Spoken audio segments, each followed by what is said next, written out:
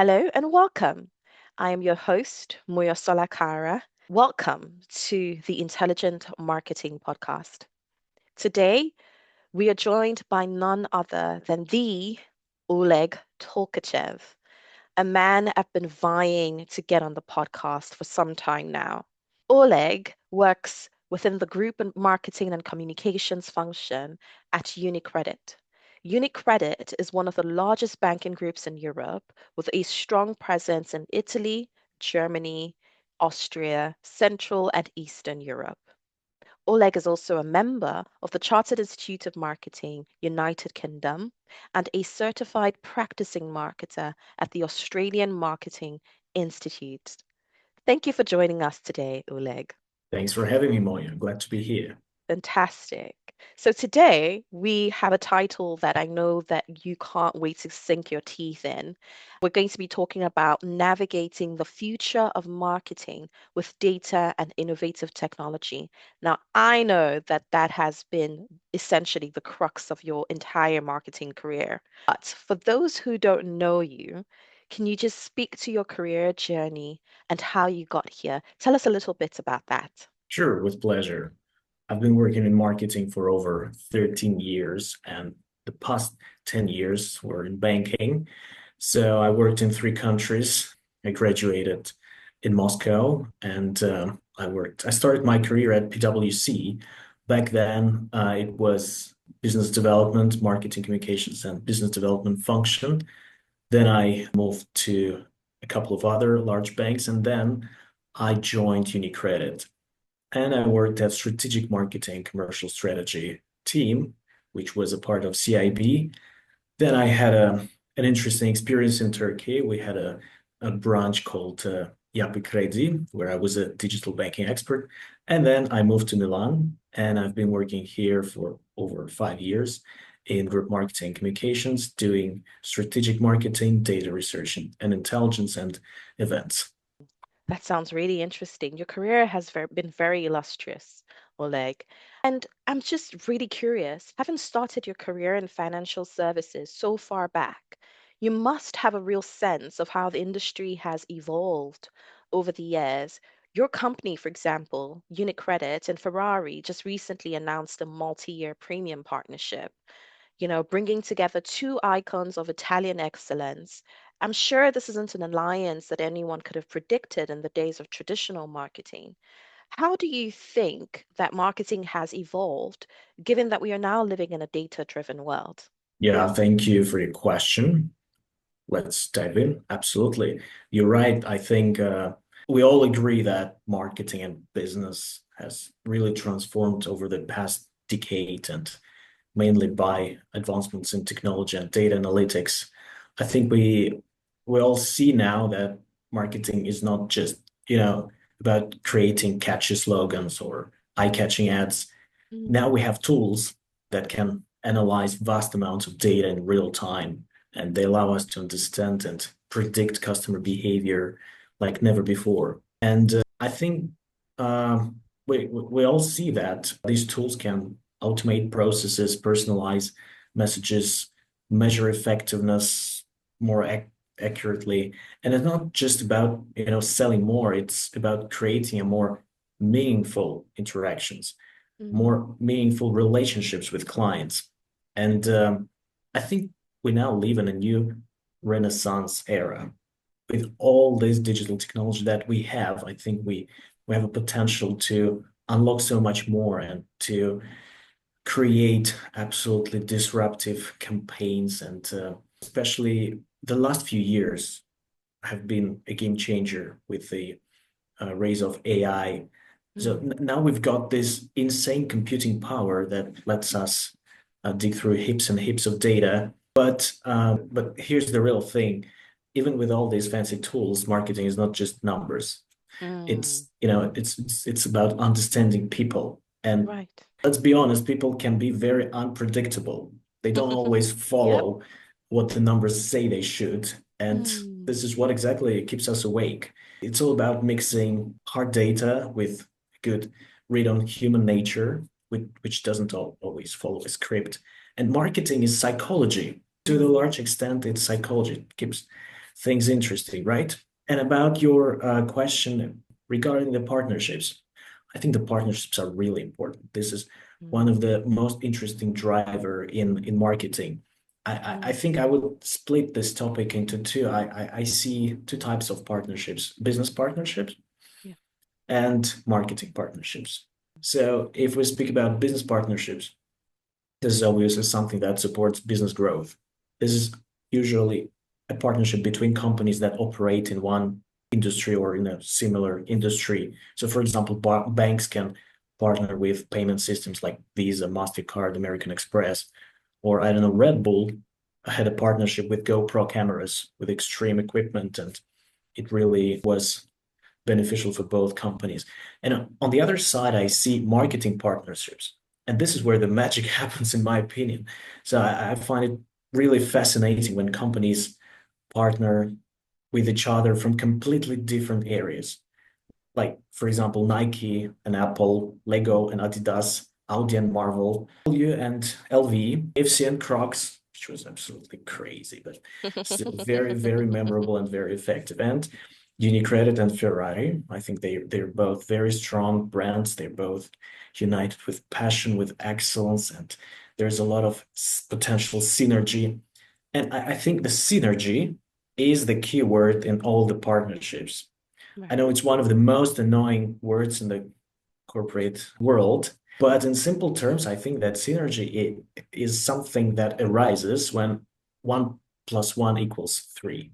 So when a combination of two brands, for example, give a high result than a simple sound would provide. It also helps reach wider audiences for both brands. And so find when one plus one equals three and build a partnership around this.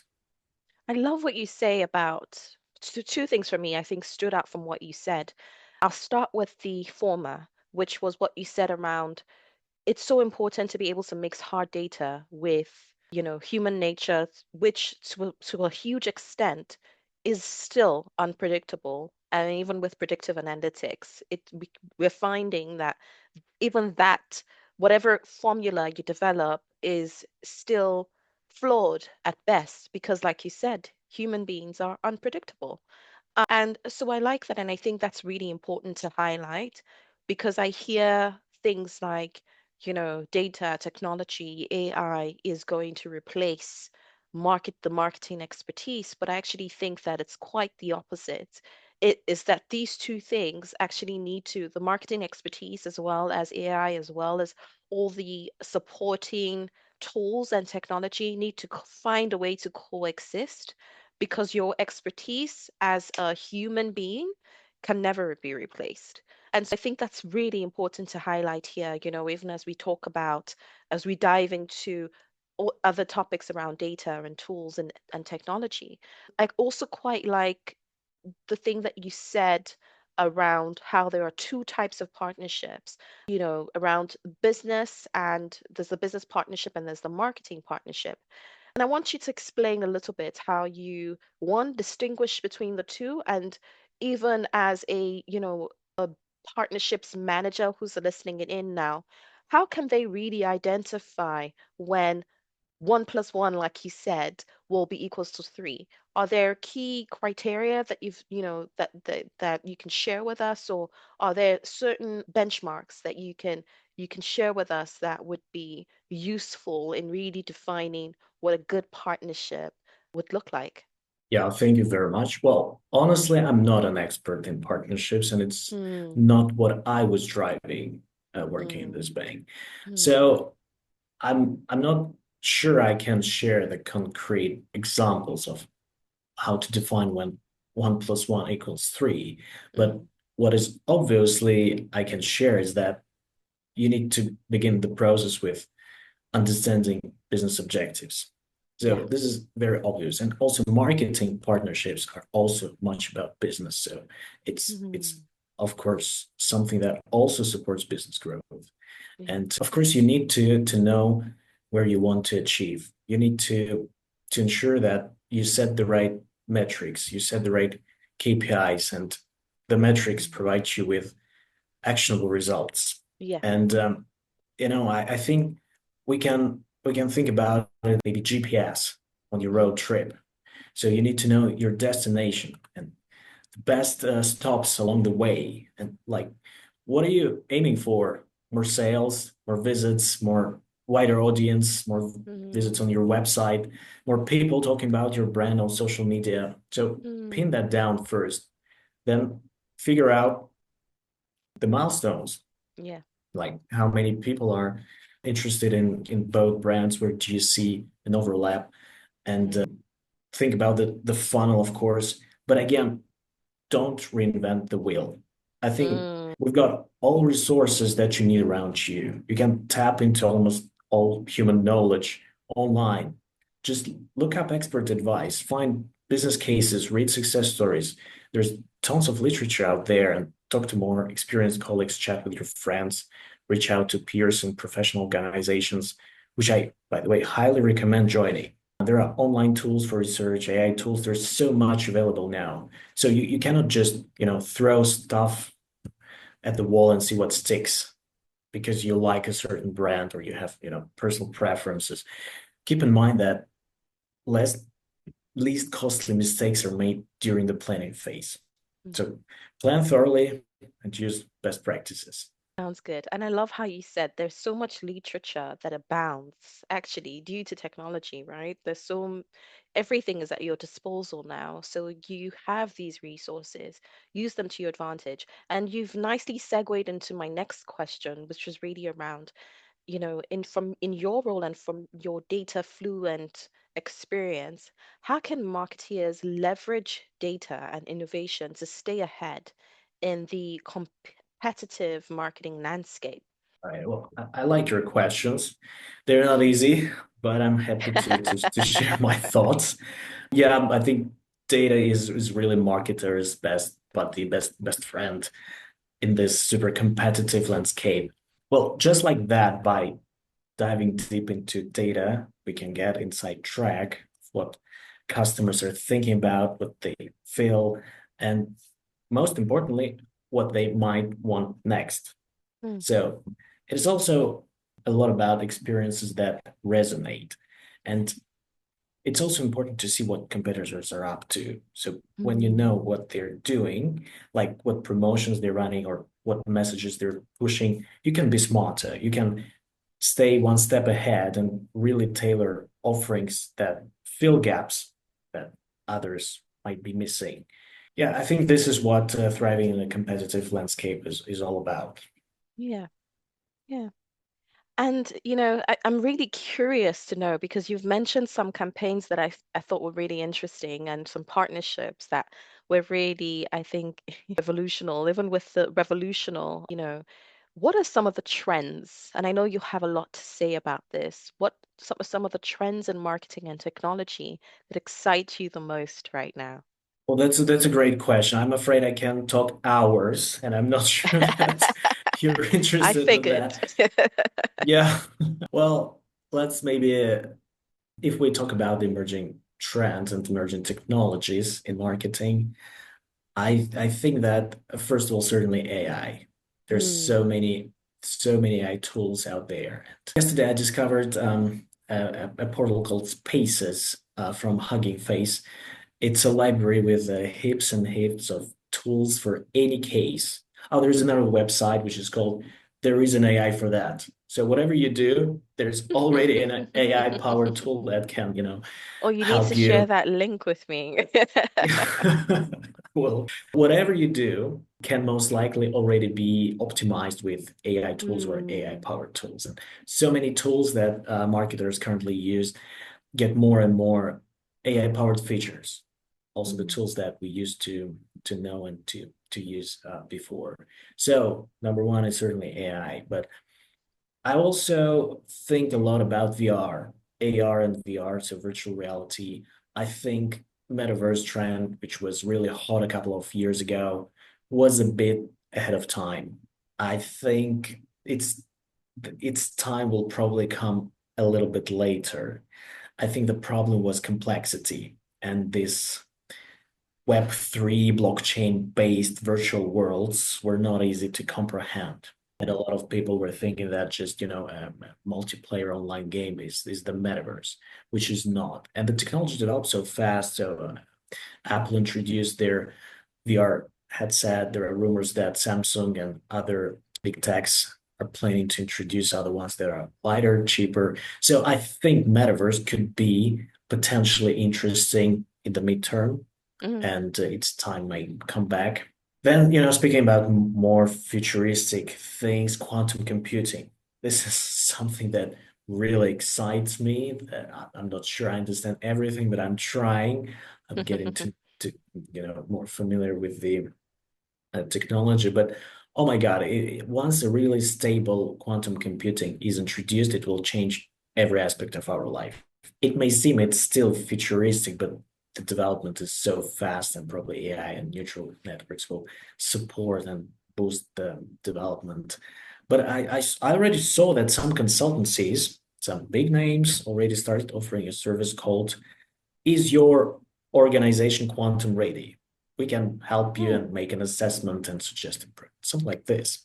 But still, it's a little bit of a fantasy. But on the other hand, what is really interesting is that with all these AI tools and digital technology and emerging trends, there's another rising trend of digital detox. And people are overwhelmed with information, of notifications, multiple devices, screens. They just crave nature. They would like to disconnect. There are even dumb phones. So a trend when people started buying old Nokias and phones that are intentionally dumbed down to basic features like SMS and calls, just to disconnect, to relax a little bit. I saw, there's another trend when people are so obsessed with phones and their screen time is so high that they intentionally turn on the grayscale mode. Because if when everything is black and white on your phone, it's not as appealing, and you cannot stick to your phone with for hours. So when I saw a couple of people on the conference lately with the grayscale, I said, "Okay, so you're practicing?" Yeah, yeah, yeah, I am. So, and also when I'm speaking about it, it's just also marketers feel that it's a good trend. And for example, there was a campaign from Heineken, the beer producer, that introduced the dumb phones, and there was a raffle or a lottery, and you could win a very, very basic phone, which Mm. was like a transparent black and white phone, a flip phone, and it was supposed to disconnect you from the distractors and concentrate on your friends, family, and parties. That was really, really interesting. I didn't win this phone, but I'm still, No, following that I'm such I'm campaigns. smiling so widely because that sounds right up my alley. I recently took on photography again. I picked up my camera after what? It's been more than 3 years now, so that I can actually go outside and take pictures without my phone because I realized that I'd like to capture nature and the landscape and I like to go hiking, but don't necessarily want to take my phone, but I want to create memories.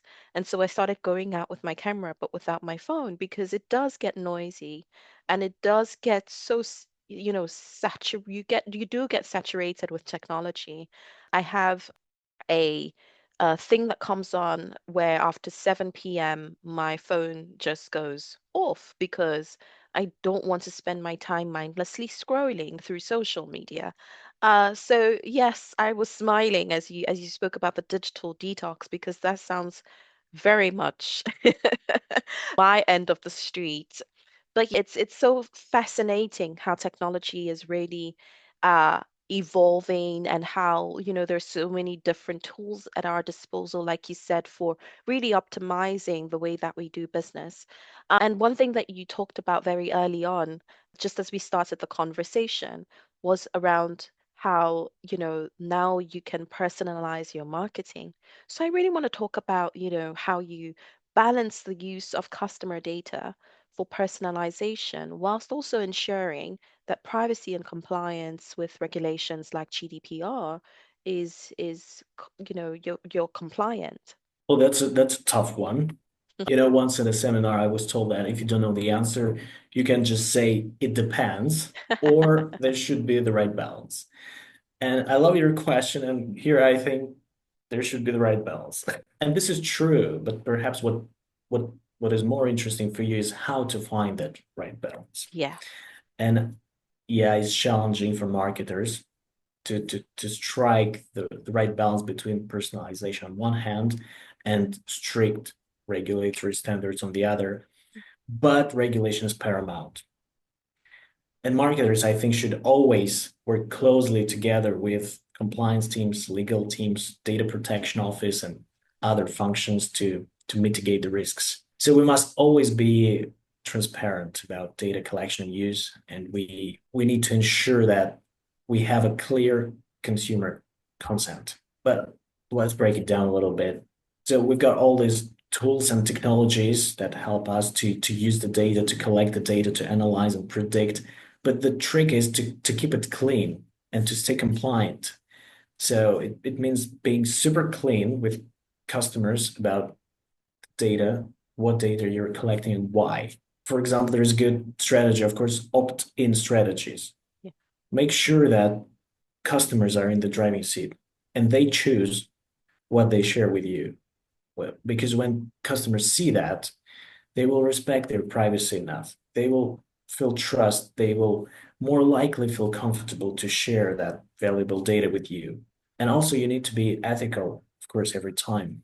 Not long ago, I was surfing around and I found an online media that was a newspaper, and I was about to open one article, and I saw a pop-up window. Do you give your consent to collect your cookies and share it with third parties? I think I clicked. I don't. I reject. And then I was moved back to the homepage. So to read the article, you need to accept that your data is shared. I don't find it particularly exciting. I think this is not a very ethical practice. So I let's keep it real. Nobody wants to be, treated like or feel like they're just data points and being traded around.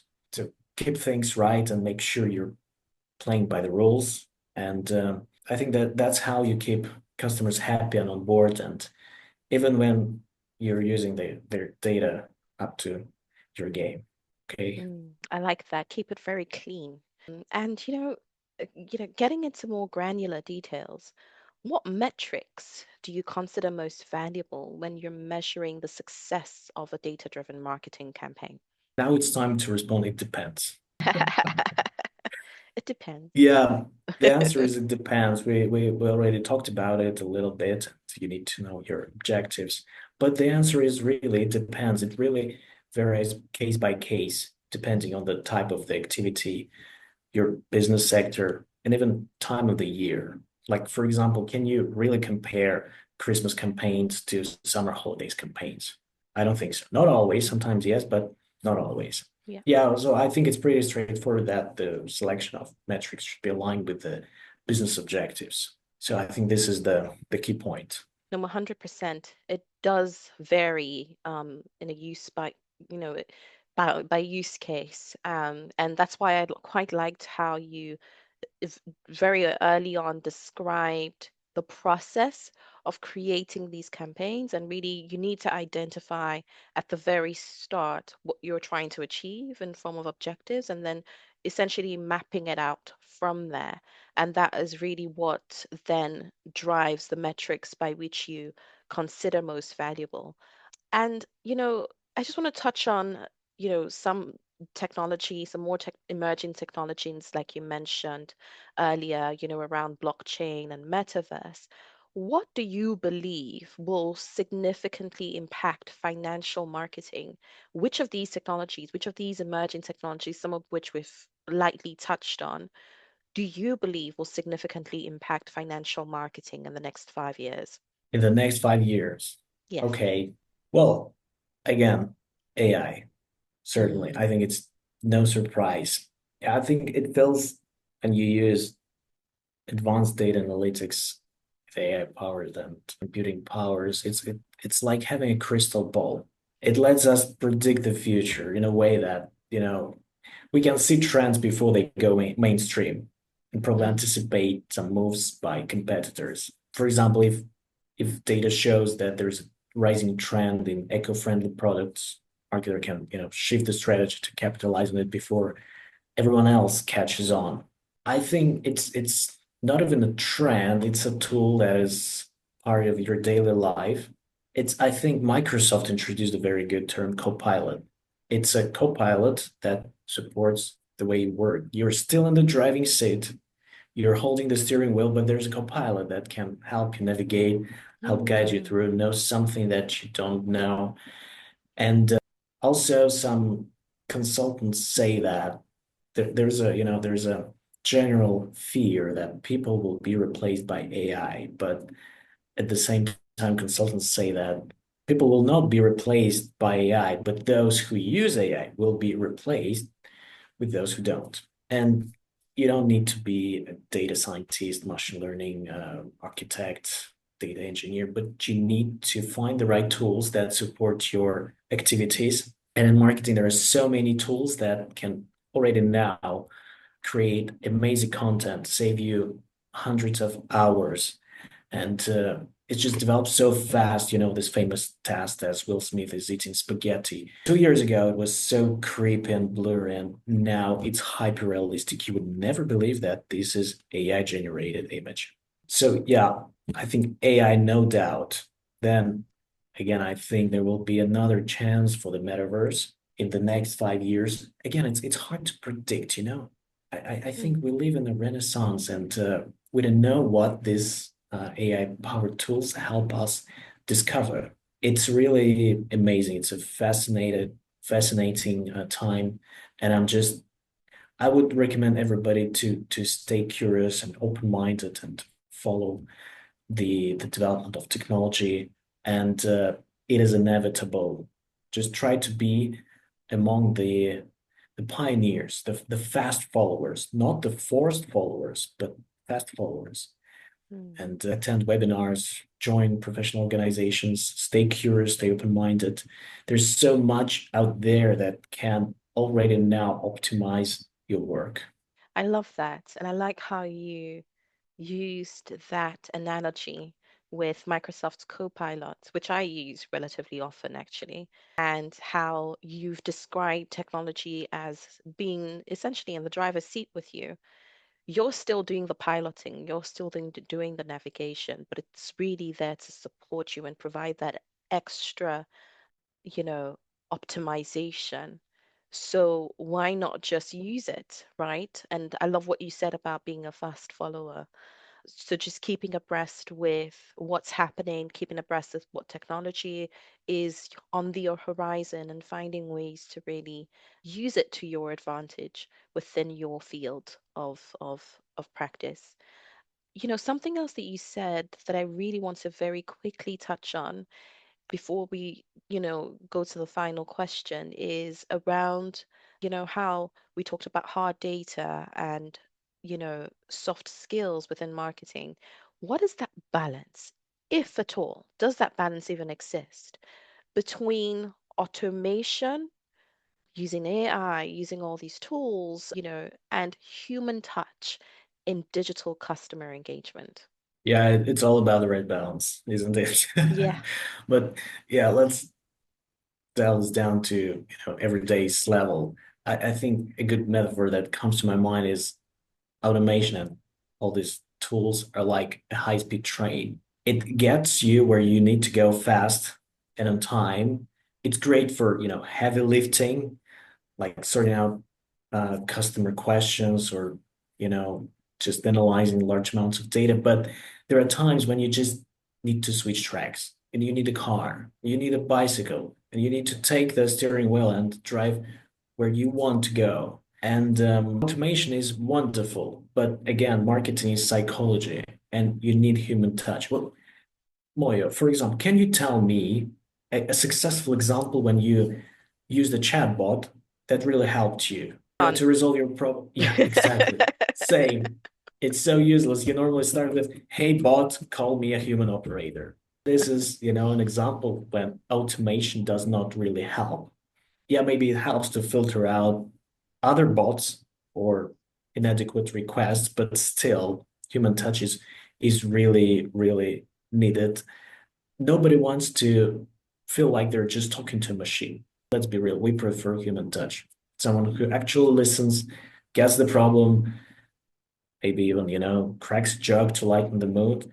But yeah, again, it's all about balance. Technology must be deployed thoughtfully, but Mm. it should not depersonalize the consumer experience. I love that. I almost want to frame that. Technology should be deployed thoughtfully, but without, what was the last thing you said? It should not depersonalize the It customer should not experience. depersonalize Yeah. the user experience. That is amazing. I am going to get that framed and put it right on my study desk because I think that just captures it so beautifully. I think we need to get you on your own show, Oleg, where we just have these various analogies that you share with with everyone because you describe it so nicely and you almost give very complex ideas because this is quite a complex topic, let's be real, but you make it so you simplify it in such a way that it creates a visual in your mind and suddenly you have a clearer grasp of it, which is why I really wanted to get you on this podcast because I think so many people can learn and really garner a lot from you, not just marketers, but even people outside of the marketing field. Well, And I'm just excited to be your guest on the show. Thank you. thanks so much, Oleg. And so I guess that just brings us very nicely to the very last question in this series. You know, I know you've mentioned some of the tips and tricks along the way with previous responses, but I'm really curious, how do you think or how do you reckon that marketers should stay ahead in a future where, in a future dominated by data and technology? Well, what comes to my mind is the more you explore, the more you discover, Mm, So, yeah, try as many things as possible. Stay alert, follow the news, follow the technology, try out as many things as possible. Try yourself in different roles, try different areas, network.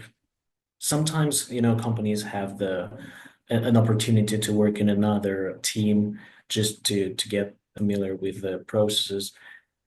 Network, join professional organizations, attend conferences. I really like attend business conferences and tech events when I'm on my holidays. When I go somewhere, I check in advance if there are any conference happening there that day or Mm. alumni conferences from your universities. I still think that a combination of hard skills and soft skills is very important.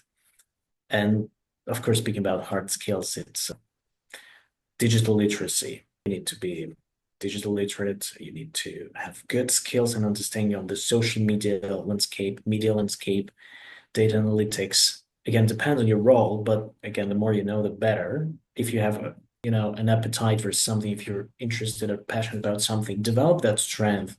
It's very important, but also look what's around and understand the context. Read books, listen to podcasts, take courses, just be naturally curious to your area of expertise, to your domain where you work. And soft skills, don't forget about soft skills. It's not that easy to learn them. You can train everything, but such things as, for example, adaptability is amazing. You need to adapt, which everything changes so fast. For example, the team where I work changed the name 3 times in the past 3 years. So you need to adapt, you need to try different roles. You need to be very, very open to changes. You need to be a very good communicator. You need to be you need to have good empathy. And it's increasingly important. I don't know how to teach it. Probably there are courses, but there are some people who are naturally prone to it, or some people that less well, I would say cold and maybe more business focused than people focused. I think it's also good to keep in mind that there were so many literature on that people should be at the workplace if they want to succeed should be equally warm and competent. So this combination gives the best result. You need to be a good person to work with. You need to be nice to be around at the workplace. You may be very, very, very competent, but if you're really hard to talk to, that wouldn't give you much advantage in the future. You mentioned this imagination and metaphors that I told you, yeah, I think creativity is very important. Again, you can boost it with, watching futuristic movies or I don't know, reading books and taking some painting courses. If you are in a creative role, this is very important. If not, but you feel that you are creative, still you need to create something. Only 1% of people create something. This is, be in that 1%. Master transferable skills. This is another advice that I would give everyone. I mean, skills that you can apply in other professional areas outside of your role, in other countries, if you decide to change something to something that could be easily transferred to another company, another role, another country. This is very, very important. Keep learning, keep learning. You've got to keep up, take courses, get certifications, stay on top of the trend, know your stuff, and learn. We had a problem not long. We had a program not long ago about skills of the future, and after a series of discussions, seminars, and talks, realized that you need to learn timeless skills. So if you're an expert in AI and metaverse today, tomorrow it's gonna be quantum computing or something else. But if you're always curious, if you're always minded, passionate, hungry for knowledge, you will succeed. So yeah, be a pioneer or fast follower, not a forced follower. This is very important, I think. I love that. I love that. And, you and I have had conversations outside of this forum where we've talked about this. We've talked about how really that convergence between the hard skills and the soft skills is where the magic happens. And so you can't neglect one or the other. Be excellent, be curious, learn as technology is advancing and how there are new innovations on the horizon, know about it, use them to your advantage, but at the same time you can't neglect the simple things. One of the best pieces of advice that a she's now an executive director at one of the largest investment banks in the world. And she said to me, she said, people underestimate the value and the importance of please and thank you. And she said, it makes a world of a difference. She says, really listen to people, listen when they tell you some of their personal problems, and then remember the next time you see them, like follow up. If they've told you there's been a death in the family, remember that for the next conversation. How are they feeling? At the end of the day, people will vie for people that they like. And you've also talked about this to me around, likability. And so I find that, you can't really talk about one or the other. These two things really do emerge to form the whole. And I think that is, you've neatly described it and tidied it up in such a nice way in the way that you've, talked about how we can stay curious. There's going to be something else tomorrow. There's going to be quantum computers next year, and there's going to be blockchain the year after, or we can't even predict what technology is going to put out.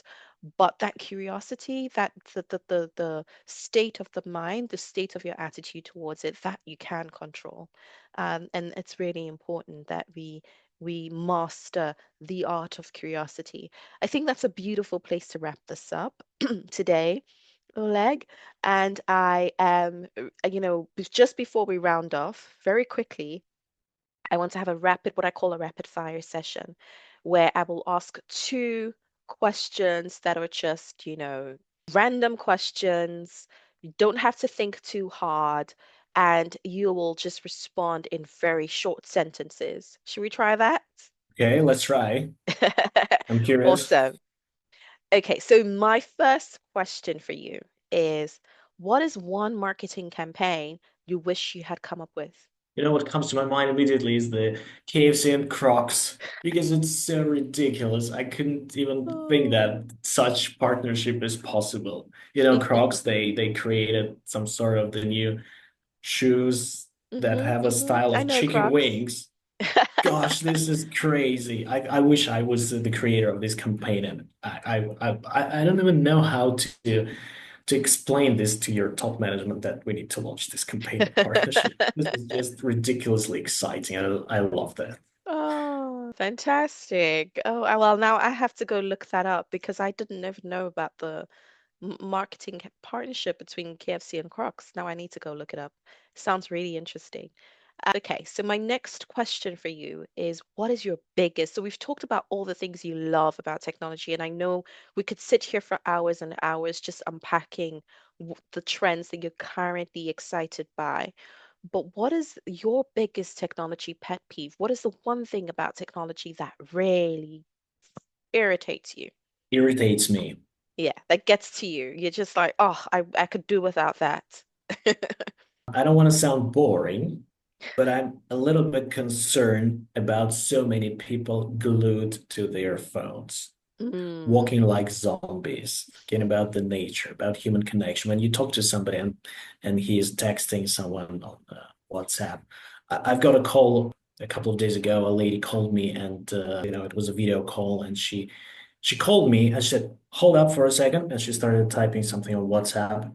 And then she was forgot about me, and then she's like, "Oh, I've just called you. Yeah, yeah. What I was wanted to tell you." So I think this overconsumption of digital devices, the crazily increasing screen time is really concerning. That irritates me a little bit, but still, there should be the right balance. Maybe yeah. sometimes you need a digital detox day and take Sunday as your digital detox day and grab your old Nokia and enjoy the nature, talk to your friends, call your mom, enjoy just the simple pleasures. Absolutely, absolutely. I'm with you on that one. I see sometimes when you go into restaurants and there's little kids under 5 just on their iPads and nobody's playing anymore. And I just thought that's not how I grew up. But we grew up and we were playing hide and seek under the tables and running around and just getting that exercise in. But it's very concerning. And I think even Yeah. as millennials and even with the new generations coming in, I am definitely that's why I got excited when you talk about digital detox because I think I could very well do with purchasing an old Nokia. It's nice to unplug and detox every now and again. But oh my gosh, this has been such an amazing conversation, Oleg. That brings us to the end of this session. Thank you so much for your time. Thank you. It has been fascinating. I can't wait to go back and listen back to this conversation because even for me, there's pointers that I want to pull out for myself and for my expertise as well that I think I will definitely benefit from. And I think, there's so much value to the conversation and everything that you brought to us today. So thank you for this awesome, awesome chat. Thank you for, shelling out some time on your very busy Friday today. And I look forward to chatting with you again. I know we'll have several other conversations, but thank you for doing this and just putting out to the world from your bank of knowledge. Thank you. Thank you so much, Bonnie. It was a pleasure. See you later. Thank you. See you later. Bye.